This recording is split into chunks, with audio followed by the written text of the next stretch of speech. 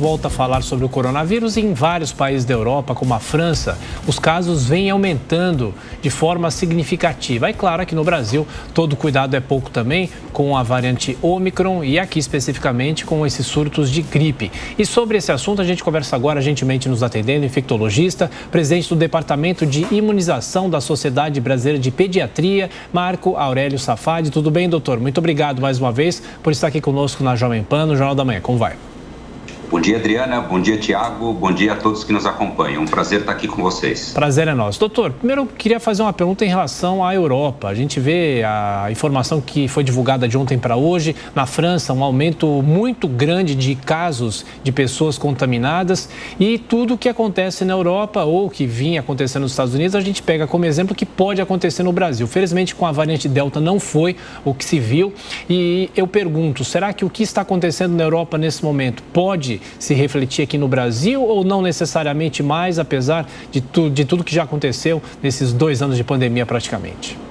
Excelentes ponderações, né, Tiago? De fato, a gente tem muitas vezes aproveitado com as informações que vêm de outros países, isso tem ajudado muito o Brasil. Acho que em relação à Delta, né, o fenômeno da Delta aqui no Brasil foi muito consequência de termos tido um avanço da vacinação e uma vacinação recente na nossa população, ao contrário dos Estados Unidos e da Europa, que tinham uma vacinação mais antiga, e tínhamos também tido, vamos dizer, uma circulação muito importante da variante Gama. Então, esses dois aspectos, eles ajudaram a nos proteger do impacto da variante Delta. Mas entendo que, à luz das evidências atuais, do que nós aprendemos já com a Ômicron, Tiago, eu creio que o cenário agora é diferente. O que a Ômicron tem demonstrado de forma muito consistente, tanto na Europa como nos Estados Unidos, é que, de fato, a exemplo do que se noticiou no início, é uma variante muito mais transmissível. E além de mais transmissível, ela tem uma característica que provavelmente é o que contribui para essa transmissibilidade também, de driblar o nosso sistema imune, né, que tinha sido alvo ou de uma proteção por ter tido um contato com uma versão anterior do vírus ou pela própria vacinação. Então, essa é uma característica da Ômicron. Mas há uma segunda característica importante também, Tiago. Ela, de forma geral, tem sido associada a casos de menor gravidade. Mas isso não deve nos distrair do impacto que uma variante como essa pode ter. Por que eu digo isso? A despeito dela, de fato, parecer ser menos agressiva, menos virulenta, essa maior transmissibilidade e a capacidade de se transmitir mesmo em locais onde a gente tenha altas taxas de vacinação, vai fazer com que o vírus se espalhe de forma muito rápida, como a gente está vendo nesses outros países. Creio que não será diferente aqui no Brasil. Isso destaca, Tiago, a importância da gente se valer da mais relevante experiência até agora, que foi a de que a vacinação tem protegido os indivíduos de desenvolverem formas graves da doença. Não tem sido diferente com a Ômicron. A gente não tem visto descrições de formas graves nesses indivíduos que se infectam. Então, eu acho que essa é a principal lição que a gente deve se valer, continuar investindo, vamos dizer, em garantir à nossa população altas taxas de vacinação. Então, destaco a necessidade de quem não completou ainda a sua segunda dose, esteja nos ouvindo aqui, que o faça, porque isso agrega muito valor.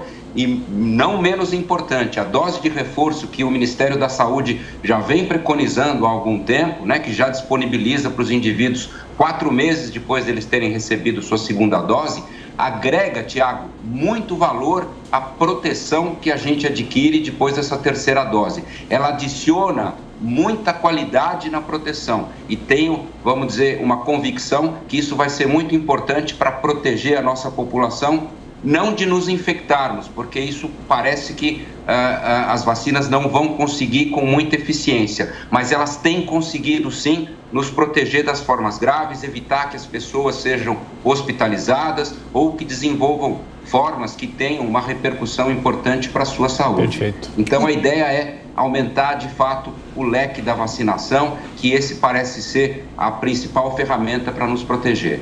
Sim, e de qual forma, doutor, devem ser tratados os pacientes que forem detectados com a variante Ômicron para que os casos não se alastrem aqui no nosso país com tanta rapidez? Essa é uma grande dificuldade, Adriana, você tem toda a razão, a gente tem implementado as medidas de contingenciamento, né? E nós temos visto nesses casos preliminares, principalmente nos Estados Unidos, você deve ter visto em Nova York, que houve uma ascensão muito grande de casos, existem algumas características peculiares a essa variante Ômicron, né? Então ela parece ter um período de transmissibilidade aparentemente mais curto, mais intenso, mas mais curto. Então isso reforça a necessidade das medidas de isolamento. Aqueles indivíduos que eventualmente, né, têm a detecção da infecção pela Covid-19 nesse momento, eles não devem prescindir, né, das medidas de isolamento, de evitar contato com outros indivíduos, de permanecerem em seus domicílios, né? E, claro, é mais um fator que adiciona a relevância de mantermos nesse momento o uso das máscaras em locais com aglomeração, em locais onde haja, vamos dizer, um risco potencial de exposição. Eu acho que essa também é uma ferramenta que, infelizmente, a gente sabe que está todo mundo, né, exausto disso, mas, infelizmente, nesse momento a gente não pode prescindir disso. Sem dúvida. Doutor Marco Aurélio, o senhor é da Sociedade Brasileira de Pediatria e temos uma discussão muito grande sobre a vacinação das crianças, essa consulta pública que o Ministério da Saúde abriu, uma palavra final deve ser dada no dia 5 de janeiro, mas enquanto isso, os estados não vão solicitar qualquer tipo de prescrição médica para que as crianças sejam vacinadas. Como é que o senhor está analisando essa polêmica em relação a isso e, obviamente, a medida de se vacinar as crianças, que acaba sendo mais positiva do que uma eventual doença que elas tenham, mesmo que sejam casos muito pequenos e muito raros, doutor? Muito importante seu ponto, Tiago, e acho que é uma oportunidade da gente esclarecer alguns aspectos. A vacinação das crianças nós enxergamos como algo importante nesse momento, porque a experiência que a gente viu de outros países que já iniciaram a vacinação desse grupo etário tem mostrado um perfil de segurança bastante favorável desse grupo. Então, a gente não deve se esquecer que a chegada de uma variante como essa, Ômicron, naturalmente ela vai se transmitir e vai causar impacto principalmente em grupos não vacinados. A gente tem visto exatamente esse cenário na Europa e nos Estados Unidos.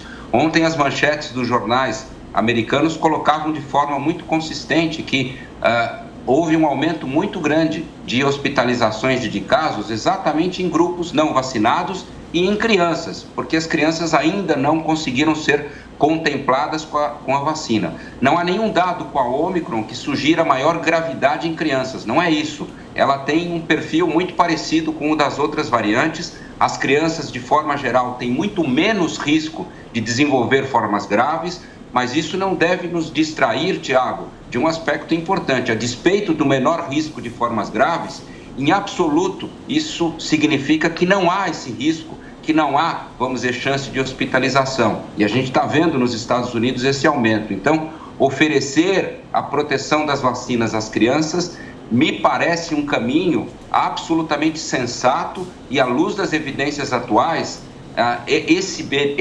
vamos dizer, essa vacinação traz muito mais benefícios do que eventuais riscos.